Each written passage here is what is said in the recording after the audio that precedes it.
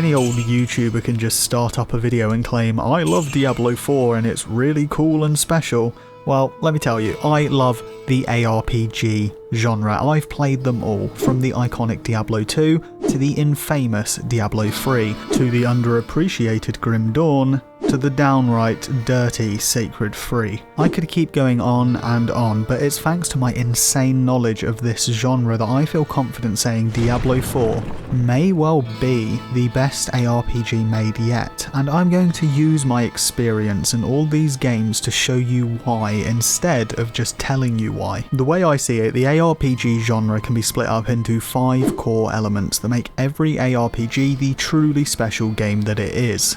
These elements are RPG, combat, story, endgame and player count. These 5 elements together, sometimes mixed up in different amounts, will equate to a unique aRPG. We can use these elements, comparing the best of each genre to how Diablo 4 is, and find out just how well it holds up. Now, the subjective part is naturally that I am deciding what aRPG is the best and each element, but that's where you can come in. You can tell me in the comments what you think. Either way, let's see how Diablo 4 fares against its predecessors. Element 1, RPG. Now yeah, RPG does seem pretty self-explanatory, right? Role-playing game, yeah, we all know. Well, many aRPGs handle this a little differently and carry some unique elements that make it good for role-playing or customizable gameplay. For instance, whilst a genre-defining classic, Diablo 2 was actually quite limited. You had a set-in-stone story, you had limited build variety, and cosmetically you had to wear whatever was just best for you. The RPG aspect was really just in relation to loot, leveling, and skills. Whereas on the other side you have Grim Dawn or PoE, where you have massive expansive skill options, varied cosmetic customization that you can change freely, and in the case of PoE, even player housing. Now, for the sake of selecting which aRPG is the best as an RPG, I'm going with Grim Dawn. Yes, for you avid mega fans, Path of Exile does indeed have an insane skill system and even more cosmetics, but that doesn't really mean that you're able to roleplay, and in fact all of this unnecessarily complex skill system stuff can just be getting in the way of players being able to play and enjoy the game. Whilst PoE has this stupidly large skill tree scattering what you want all over in random spots, Grim Dawn compacts this into neat skill tree related areas and then offers a separate constellation system for the more in-depth aRPG enthusiast. So rather than having it all smashed together like with Path of Exile, you have Grim Dawn separating elements of RPG depth and making it feel much more feature rich, but also comfortably customizable. There's no stressful skill gems you have to farm and level up, you just find that simple skill that says, turns frost damage into vitality. Done. Grim Dawn also has choices for quests and factions that change up the game. Then Grim Dawn also has masteries, meaning unlike most other aRPGs, other than Titan Quest, you pick 2 classes, combining them together to make a uniquely named and mechanically different class. This totals Grim Dawn having 81 class possibilities. There is a social element missing, which PoE does have, as PoE has hundreds of players interacting all at once in hubs. But ultimately I went for which offers the smoothest RPG experience, with no cash or loot box related blocks. In PoE you can purchase $30 or more microtransactions. You will eventually require spending some money on storage space or more. In Grim Dawn though, oh no, you can cheat if you want, you can mod it, heck, you can play the entirety of Diablo 2 in Grim Dawn. Do what you want, play how you want. The possibilities are more endless with Grim Dawn, and then easy to get involved with. But that begs the question, what about Diablo 4? How does it compare? Well, it definitely does a great job, so far, of merging the best of a social RPG like PoE with a concise, thought out and easily understandable skill tree.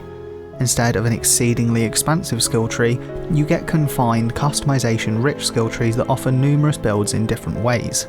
You also then, later on, once you hit level 50, get Paragon levels, and now you do the more advanced stuff, once you've proven that you can do the first 50 levels, that is. These Paragon levels are where you get the expansive, fully open skill trees like PoE, And this right here is genius. The game is carefully designed to slowly open up the RPG elements to drip feed them to you. On top of that, you can change armor's looks for free, you can use gems to enhance gear fairly easily, you can enchant, mix around legendary effects to change gear, and it's all done in a very simple way. There's also titles through challenges, customizing your mount, and loads more. The bulk of an aRPG will always focus on loot and skills, and Diablo slowly opens this up in an accessible way unlike any other, and it doesn't feel at any point dumbed down either. Grim Dawn has a place in my heart and is pretty even between the two, but ultimately I would go with Grim Dawn because player expression is a major component throughout that, though the little elements, such as more build diversity, faction systems, and dialogue choices, just about add enough RPG-like stuff that Grim Dawn gets our win for RPG goodness. Though remember, Diablo 4 is constantly growing, and with new seasons comes improvements. Element 2. The A in aRPG. Without this part in an aRPG, it wouldn't really be an aRPG, and each aRPG handles this slightly differently as well. The classic Diablo 2 goes for a much simpler combat experience where one core ability and limited movement will be the bulk of gameplay.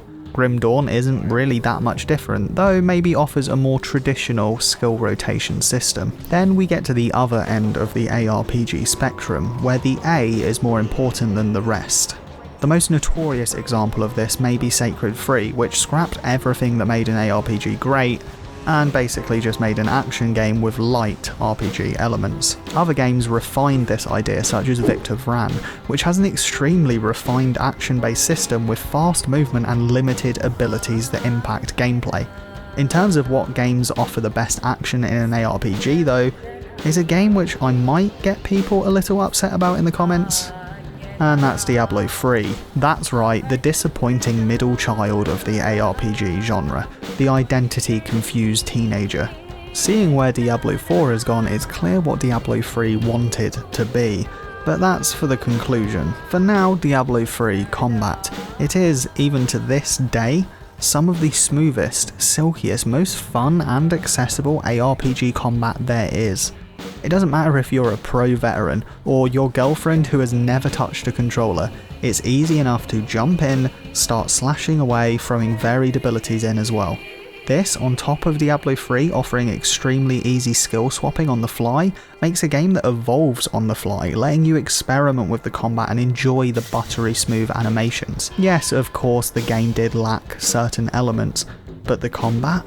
I view that as maybe the pinnacle of aRPG action. Diablo 4 though, does it put the A in aRPG or is it more of a BRPG? Well, it's pretty clearly a step up from Diablo 3 as it eases off the gas in some ways whilst refining others. Diablo 4 slows down the combat quite a bit. You won't be zipping around quite as fast and your abilities will have cooldowns requiring you to think and plan rotations, instead of just smashing abilities and going on a rampage like in Diablo 3. To compensate for this lack of speed though, the developers really emphasised the need for movement as a gameplay mechanic. You can't just walk around expecting that you can outrun that giant demon. You now need to dodge. In Diablo 3 there was a dodge, but it was purely cosmetic and only in console iterations I believe. But now, every step is important and this dodge button decides if certain pieces of content is even possible, or maybe impossible. And really, that's exactly what makes Diablo 4 the best in class for action. You need to fight, slash and move your way around with good execution to clear content, which is a lot more depth than older RPGs where you just stood still and tacked like you're in a tower defense. So, Diablo 4 gets our win for action combat. Element 3. Wait, these games have a story? Yeah, seriously, did you know that most ARPGs have a story? I didn't. I just remember slashing my way through gorgeous locations, the fantastical foothills of Greece in Titan Quest or the solemn, depressing sewers in Grim Dawn, to battling demons in the heavens in Diablo 3, but story, characters, I honestly remember very little of any. Diablo 2 you fight bosses to find Diablo and save the world. In Grim Dawn you fight bosses to save the world. Okay, now that I think about it all, I just remember fighting bosses. You get the point. Diablo 3 probably holds the most story-related memories here. I do remember characters, their arcs, such as Leia, and it's all thanks to the great voice acting, but in reality, I, as well as most of you, probably refused to listen because we just wanted to play. We refused to read most text boxes because, you guessed it, we wanted to kill and loot. But, and spoiler, Diablo 4 has found a way to help you take in the story without you having to actively read, listen, or do anything with text. That's right, I never read a text box or sat there listening to an NPC chat away, other than mesmerizing cutscenes that will burn into your mind and have you actually feeling something. You also have a game that intelligently uses dead time to subliminally get some story and lore into you. Diablo 4 isn't the first game to do this. Actually, God of War is a perfect example of this. Instead of travelling from A to B on your boat, it being just a silent slog, it's filled with hilarious musings from a decapitated head. Diablo 4 does exactly that. Moments walking from A to B, or escort quests, are used as moments to have the NPCs talk to you while you fight. You'll first meet one NPC early on as you save them, and then later on they will be fighting by your side. The point is, without me trying to spoil, I don't remember trying to take in any story, and if I wanted to, it would have just been like Diablo ignoring their text and rambling so that I can kill and loot some more. But if I wanted to right now, I could tell you every single spoilery detail about the story, and that to me makes Diablo 4 easily the best for story. It has the best cutscenes I've seen in an aRPG, or maybe even any game, and also the best implemented. Diablo 4 undoubtedly gets our win for best story. Element 4. When does this game end? The aRPG genre was a real trendsetter for the now massive MMORPG. Way before we got our first big MMO, we had Diablo 2 where you would finish the game a measly 30 out of 100 levels. Then you do it again. Except this time, everything is far harder, so you need to get good, find better gear, and fine-tune your character to get past that hurdle. Managing that, you'll push on and beat the game once again, only to find out there is a third difficulty and now a vastly insurmountable hurdle. Eventually, after even more grind and trading, even more of the same, you'll have done the game on the hardest difficulty. Except you still aren't done, because now there's uber versions of bosses that offer permanent stat increases. Many aRPGs handle the endgame differently, though mostly all follow this trend that MMOs now use, the idea that there are content walls you have to overcome. This is the toughest one to give to a single game because it is vastly subjective. Some aRPGs are more grindy, such as Grim Dawn, pretty much requiring you to complete a mostly similar game 3 times over, whilst others, such as Last Epoch, give a unique game system where you battle through roguelike dungeons getting as far as you can. For me though, I have to give the best endgame to the beloved Diablo 2. After countless years, I still enjoy leveling through the game and pushing builds to their limits by grinding items in relevant areas. And with more hours than I ever dare tell you, I still haven't really reached a max level in a long time. Diablo 2 feels limitless, which for some may be a negative. Diablo 4 though, well, this is a tough one. Firstly, the endgame has not been reached by many, so only a small minority are able to truly comment. As of writing this script, I'm only at level 80. Meaning I'm far from the final ultimate challenge, Uber Lilith. That's for a future video though, where I will break down the platinum trophy process and how I did it. What I can say though is that Diablo 4 does imitate the same feeling of having to fine-tune builds to progress. At level 50, you need to beat an incredibly difficult boss to move on to a higher world difficulty with more loot, higher quality loot and tougher enemies. This then also unlocks more game elements as well. Then at level 70, you get this opportunity again. At both 50 and 70, you face extremely tough skill, stat and gear checks where you need to have your build be continuously more fine-tuned to proceed. I personally love this. It's a checkpoint where only the strong will move forwards. There is a small issue though, and the second reason it's a tough battle versus Diablo 2. Currently, Diablo 4 endgame grind is limited to just nightmare dungeons, which are sigils that empower existing dungeons with often lethal affixes such as exploding boils. Yum. This is really the only worthwhile way to level, meaning the massive bulk of your game experience is spent doing this. For me, as someone okay with grind, I'm not too bothered, but repeating sometimes similar dungeons instead of adventuring through a massive open world is not always ideal. Plus, some of the dungeons are just laid out in really annoying ways, or with really annoying objectives that make you backtrack. There's also other problems that exist right now, for instance you have to walk to each dungeon, which can get really tiring, and a bunch of other problems that the developers are either working on or not sure how to fix, or we just don't know. Now, the game does offer multiple gameplay systems on top of this, such as Helltides being the only way of getting a certain rare resource, or the Tree of Whispers putting challenges throughout the world that reward caches of goods, or PvP, an actually surprisingly fun micro area that can be ruined by some random level 100 going in, to be fair, or a group of 7 just ganging up on the one guy. The thing is though, they all have a purpose that isn't leveling, and if you want that sweet XP, you're mostly best doing dungeons. This means it's tough giving the win to Diablo 4 because its progression feels limited, and I'm still a ways away from seeing how tough that final boss is. There is hope though that Diablo 4 will improve. After all, it's a live service game, and the ways that we can explore it, the endgame, the progression, they can just expand, giving us more options and content. But as it stands, I think it's very slightly behind the trend-setting Diablo 2, meaning our win for endgame does still go to Diablo 2. Though, Diablo 4 might come back for a revenge knockout pretty soon. Element 5. Player or NPC? Lastly, we have players, and no, I'm not crazy, players is definitely a part of an aRPG.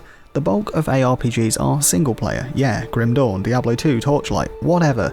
The thing is though, all of these have the option of bringing a friend along, so even as far back as Diablo 2, you had a game that could be social. This concept has evolved massively over the years and spawned pseudo MMORPGs like Lost Ark, Path of Exile, and the one that got away. The one I still miss. Marvel Heroes.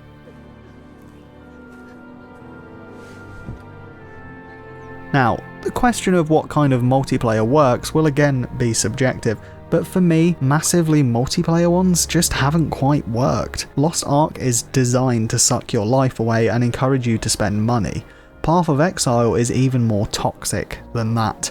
Then, even though I loved Marvel Heroes with it being my top played game on Steam, that game died for a reason, and if it was a single player game rammed with content, it may actually still be around right now. Last Epoch is aiming to be multiplayer, though there is this struggle as Last Epoch is trying to be this big MMORPG that's battling PoE and Diablo 4, but really it's a kind of outdated aRPG.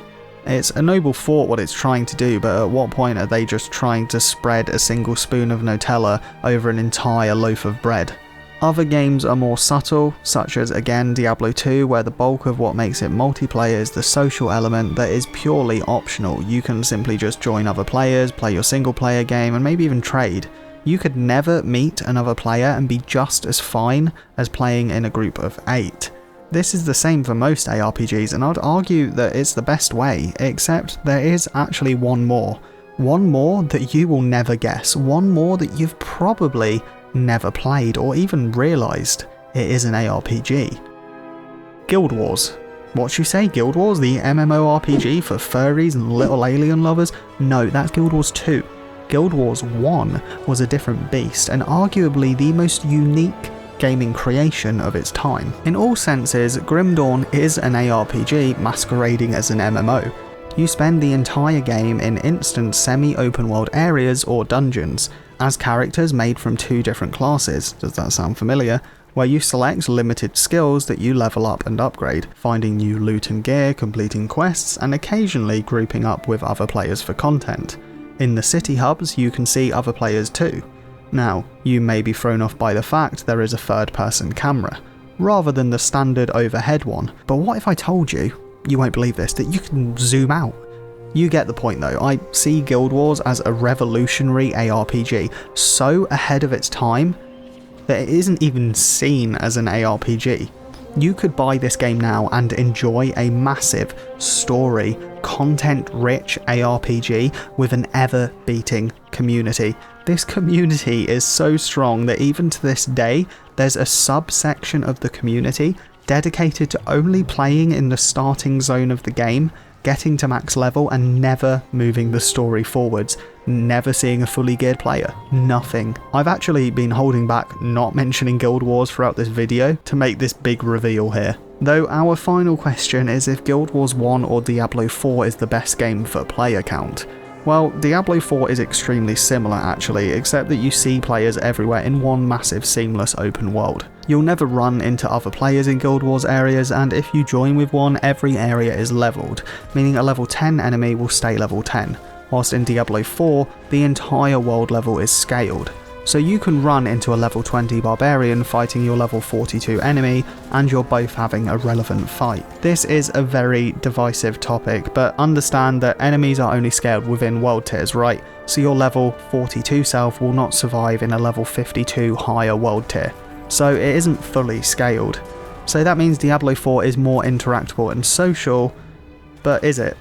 Yeah, you see players, but if you don't have a way or reason to communicate, what's the difference between them and just NPCs? Certain world objectives do help, world bosses and events are awesome, and I've actually made temporary friends just conquering hell tides with strangers, but then afterwards it's back to my single player RPG. Yeah, maybe I'll see somebody roaming around like a ghost. This leaves one single thing separating Diablo 4 from other social games. And that's really trading, and this is where Diablo 4 drops the ball with multiplayer, player count, social stuff, whatever you want to call it. Diablo 4 doesn't really have trading, the majority of good items are not tradable, and whilst it's amazing that you can craft this perfect item for yourself, it kinda sucks you can't trade them. I could find the perfect item for a rogue, or a werewolf version of the druid that I play, and I'm just stuck with that item, unable to do anything with it. And even worse, items are level locked to the level that you find them. Sadly, Diablo 4 is a little bit behind on the social elements, and I hope the game does grow, the community does, and an economy forms, but as it stands, Diablo 4 is just stuck in this weird limbo between single player and multiplayer, social and isolated. For this reason, Guild Wars gets the win, as it offers a single player game with well-balanced multiplayer options. So well balanced it fooled the world into thinking it was an MMO. And with our magical pie chart of aRPG elements finished, we can see that Diablo 4 puts up a good fight in modernising and revolutionising the genre. While it doesn't quite do enough to have the best endgame yet, or enough to be the perfect single player or multiplayer experience, or be a concise, meaningful RPG, it does offer some of the best action combat, with a riveting and compelling story, a ton of well-designed content with gorgeous graphics to boot. And whilst other aRPGs just managed to beat Diablo 4, it was often pretty close, and I mean extremely close. If Diablo 4 can continue to evolve itself with new seasons, it may well end up being the best RPG ever made. At this moment, Diablo 4 offers a really high bar of quality in all elements of an aRPG. Yes, it could refine story, it could refine the multiplayer, it could refine the endgame process, but the thing is, it's really easy for them to add that on. Thank you for watching, and I look forward to seeing you all again when I eventually platinum Diablo 4, or maybe in my next Star Wars Platinum video. Maybe you can even let me know if you want more aRPG or Diablo 4 content. Either way, to all my perfectionists out there, look after yourself. There is so much to be done. Quickly in and quickly out is all the advice I can give you.